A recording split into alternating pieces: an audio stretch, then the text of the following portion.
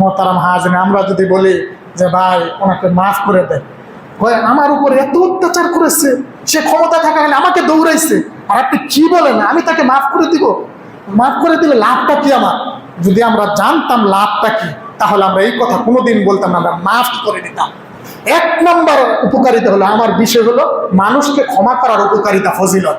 এক নম্বর উপকারিতা হলো আপনি যখনই মানুষকে মাফ করে দেবেন, সঙ্গে সঙ্গে আপনার আল্লাহ আপনাকে মাফ করে দিবেন। সুবহানাল্লাহ।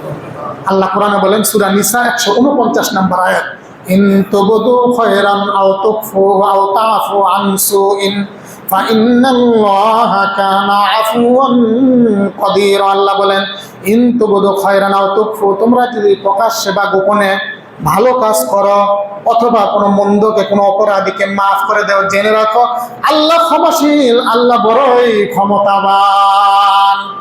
অতএব ক্ষমতা না দেখে মাফ করে দেন, আল্লাহ ক্ষমাশীল, আল্লাহ আপনাকে ক্ষমা করে দেবেন।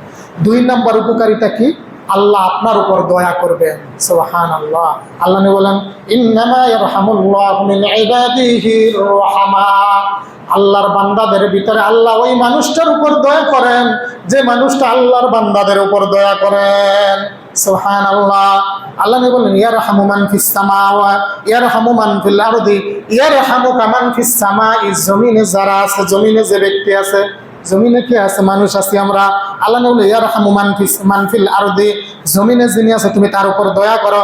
ইয়ারহামুকা মান ফিস সামা, আকাশে যিনি আছে তিনি তোমাকে দয়া করবেন।